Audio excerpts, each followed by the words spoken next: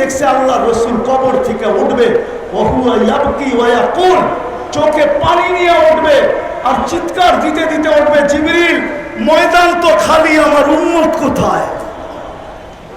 ডাইনে দেখি উম্মত নাই, বামে দেখি উম্মত নাই, সামনে দেখি উম্মত নাই, পিছে দেখি উম্মত নাই। জিবরিল সান্ত্বনা দিবে, মা শাক্কাল আরদা আহাদুন ইল্লা আনতা, আপনি ব্যতীত জমিনের উপরে কাউকে উঠানো হয় নাই, উম্মত উঠে নাই, আপনি চিন্তিত হয়েন না, আপনি পেরেশান হয়েন না, উম্মত উঠে নাই, উম্মত হারায় যায় নাই, আপনার পরে উম্মত উঠবে। যেই উম্মতের মানুষ একটা ইউনিয়ন পরিষদের চেয়ার পাওয়ার জন্য মরতে রাজি, মারতে রাজি, বুকের তাজা রক্ত দিতে রাজি, সন্তানকে এতিম করতে রাজি, নববধূকে বিধবা করতে রাজি, ওই রাসূল কিয়ামতের দিন সাল্লাল্লাহু আলাইহি ওয়াসাল্লাম মাকামে মাহমুদ পাবেন। কিন্তু উলামা বলে বসবেন কিনা? বলেন আপনারা বসবে কিনা মাকামে মাহমুদে গিয়া? বরং বুখারী রহমতুল্লাহ আলাইহি তো বলে হাত রেখে দাঁড়ায় থাকবে। কেন বসবেন না? এত দামি চেয়ার, মাকামে মাহমুদ, যার উম্মত ইউনিয়ন পরিষদের চেয়ার পাওয়ার জন্য, কাউন্সিলরের চেয়ার পাওয়ার জন্য, ছোট একটা এলাকার নেতা হওয়ার জন্য, জান দেওয়ার জন্য তৈয়ার, আর উনি মাকামে মাহমুদে বসবেন না কেন? যে রাসূল কিয়ামতের মাঠে বসবে না, বলবে আমি বসবো না, দুই কথা লেখা আছে, চেয়ার যদি আমাকে উড়ায়া জান্নাতে নিয়ে যায় তাহলে আমার উম্মতের কি হবে? দ্বিতীয়, আমি উম্মতের সাথে অঙ্গীকার করছি হাউজে কাউসারে সাক্ষাৎ করব, আমি অপেক্ষা করব, উম্মত যেন হাউজে কাউসারে এসে অপেক্ষা না করে। তৃতীয় লেখছেন, আমি 3 জায়গায় ছুটতে থাকবো, আমি এই চেয়ারের মজা নিব তো নিব কখন? আমি তো হাউজে কাউসারে যে পানি পান করাবো, মিজানে যায় দেখবো পাল্লা কিরকম, সামনে ঝুঁকে না পিছে ঝুঁকে, আমি তো পলসেরাতে ছুটে যাব, আমার উম্মত পার হইতে পারতেছে কি পারতেছে না, আমি তো ময়দানে চিৎকার দিতে থাকবো উম্মতি উম্মতি বইলা, যদি ওনাকে সমস্ত নবী রসুল চিৎকার দিবে নফসি নফসি বইলা, আমি তো 3 জায়গায় চিৎকার দিতে থাকবো, ছুটবো আর দৌড়াবো আর বলবো উম্মতি উম্মতি। আমি এই চেয়ারের মজা নিব তো নিব কোথায়?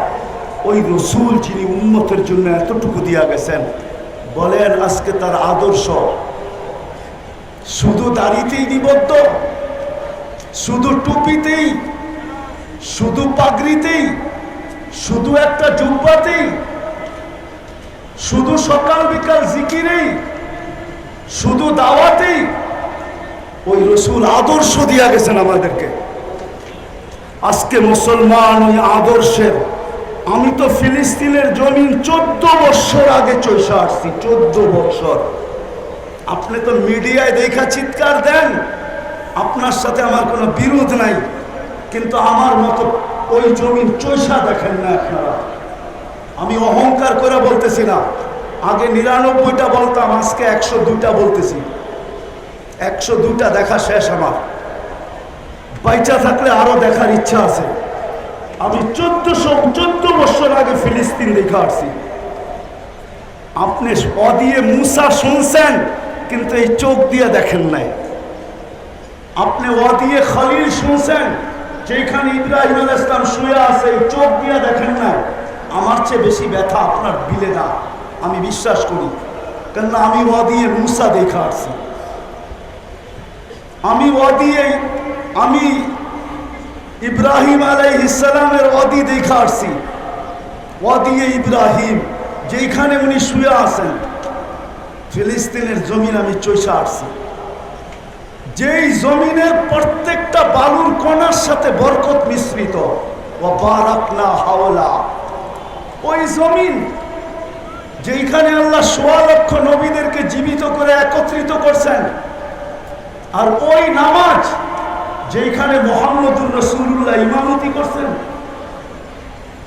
ওই জায়গার থেকে আল্লাহর রাসূল আরশের টেকআপ করছেন।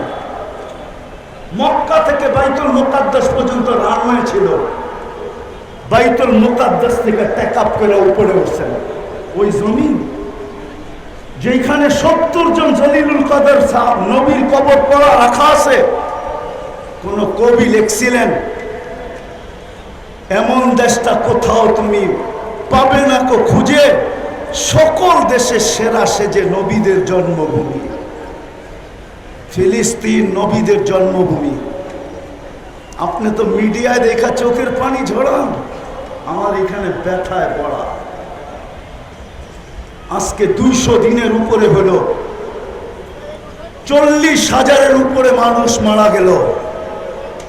ওরা প্রতিদিন 6 ওয়াক্ত নামাজ পড়ে, 5 ওয়াক্ত তো পড়েই পড়ে, আর প্রতিদিন 1 ওয়াক্ত জানাজার নামাজ পড়ে।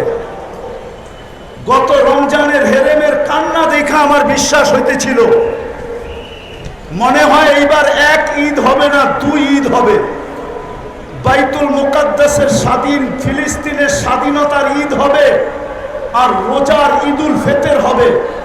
কেননা আমার এই ছোট জীবনে যতবার রমজানে গেছি, গত রমজানের মতো আইম্মাদের, হেরেমের ইমামদের কান্না আমি কখনো দেখি নাই, মুসল্লিদের কান্না কখনো দেখি নাই। 2 হেরেমের জমিন ভাইসা গেছে কান্নায়। কিন্তু ভাবছিলাম দোয়া মনে হয় কবুল হবে। কিন্তু রমজান পার হয়ে, কোরবানি পার হয়ে আবার রমজান আসতে শুরু করলো, কিন্তু আজ পর্যন্ত দোয়া কবুলের কোনো চিহ্ন দেখতেছি না। মনে হয় ইব্রাহিম ইবনে আদম রহমতুল্লাহ আলাইহির কথা সত্য। ইব্রাহিম ইবনে আদমকে জিজ্ঞাসা করছিল, ইব্রাহিম দোয়া তো করি, চোখের পানি তো ঝরে, কিন্তু কবুল হয় না কেন? তো ইব্রাহিম হাসি দিয়া বলছিল, তাসির রাসূল, আল্লাহর রসুলের আদর্শের নাফরমানি করবে আর ভাববে দোয়া কবুল হবে। দোয়া কবুল হওয়া তো দূরের কথা, তোমাদের দোয়া মাথার উপরে ওঠে না।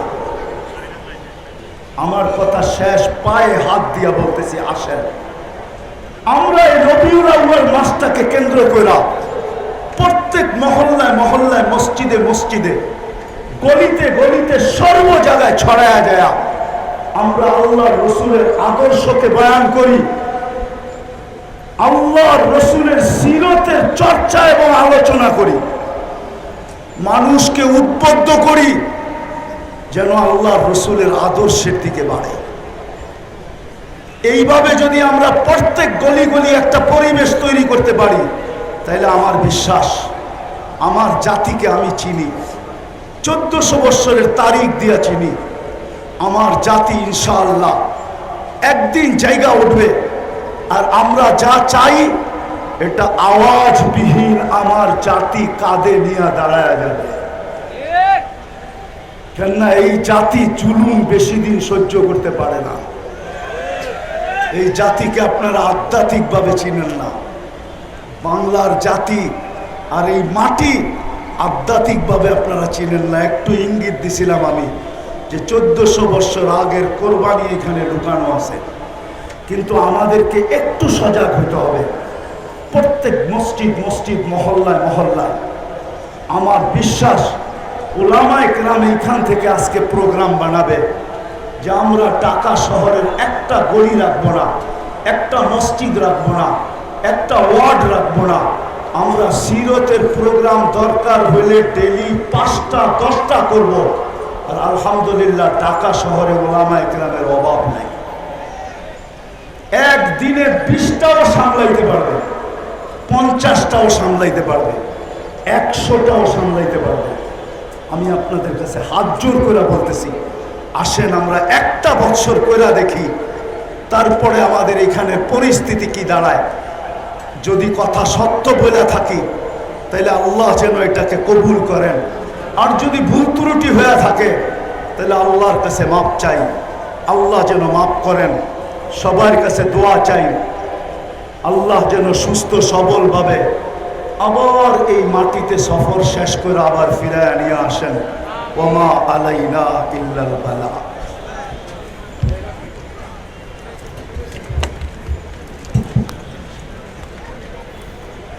মাশাআল্লাহ, জাযাকুমুল্লাহ আহসানাল জাযা।